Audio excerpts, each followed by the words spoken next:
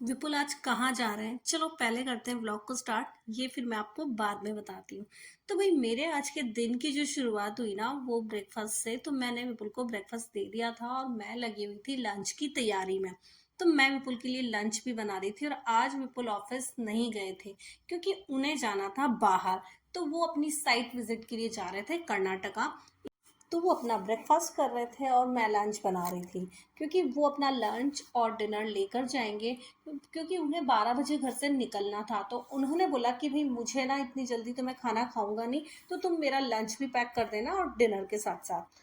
तो ठीक है, नाश्ता तो मैंने दे ही दिया था। मैं दाल मखनी बना रही थी दोपहर के लिए, मुझे लगा था कि वो घर पर खाना खाकर जाएंगे, लेकिन उन्होंने बोला नहीं, ठंडा करके भर देना एक कंटेनर में, ऐसे कंटेनर में खाना देना जिन्हें मैं फेंक सकूं। तो मैंने कहा ठीक है भाई, ऐसे ही कंटेनर में खाना दूंगी जिन्हें तुम फेंक सको।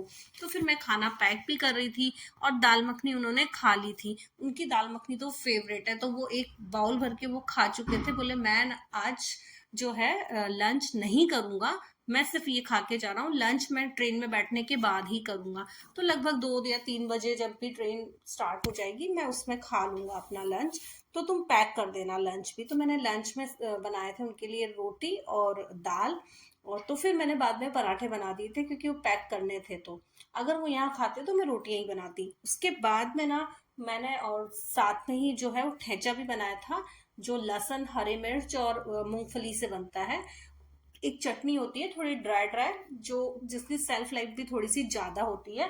वो 1-2 दिन बाहर रखे रहने से खराब नहीं होती है। तो वो चटनी बना दी थी, साथ में मैंने मेथी के पराठे दे दिए थे डिनर के लिए। तो मैं इन सब चीजों को पैक करने में लगी हुई थी। तो बस याद कर करके हर चीज रख रही थी। और ये लास्ट टाइम जब होता है ना कहीं जाने से पहले वाला टाइम, वो टाइम तो भाई ऐसा होता है कि ना लगता है ये रख लेना है, वो नहीं भूल जाए। मतलब उस चीज का टेंशन बहुत होता है। तो मुझे ना मेरा वही टाइम चल रहा था जो मैं बहुत टेंशन में थी कि ये रख लिया, वो तो नहीं बचा है, वो रख लिया।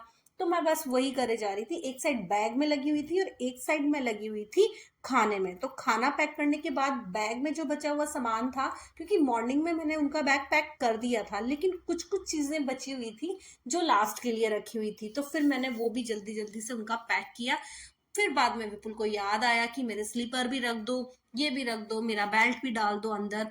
तो बस उन्हीं को डाले जा रही थी, वाटर बॉटल एक रख दो।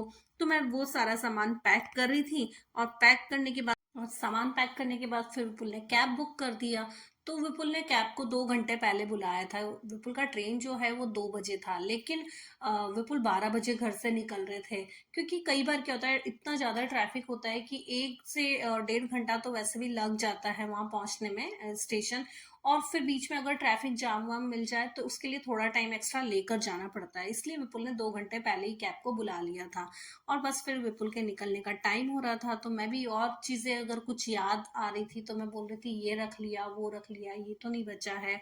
तो बस फिर उसके बाद में विपुल निकल रहे थे। तो मैं उन्हें बाय बाय बोल रही थी और उनको बोल रही थी मैं नीचे आऊं। तो विपुल ने मना कर दिया था कि नहीं नहीं, कोई जरूरत नहीं है, मैं चला जाऊंगा। फिर उसके बाद में मैं बालकनी में आ गई थी। तो बालकनी से एक बारात निकलती हुई जा रही थी, जो हमारे आसपास में कोई शादी होगी शायद। उसके बाद विपुल को मैंने बाय बाय बोला और हम दोनों मिलकर बारात देखने में लगे हुए थे। उसके बाद कैब आई और विपुल उसमें बैठे, अपना सामान सेट किया और फिर वो निकलने वाले थे। तो मैं बालकनी में खड़े खड़े उन्हें देख रही थी। तो विपुल ने भी फिर मुझे देखा कि हाँ मैं खड़ी हुई हूँ, फिर वो मुझे बाय बोला और वो निकल गए। तो बस मेरा आज का ब्लॉग यही था। Thank you for watching, bye bye.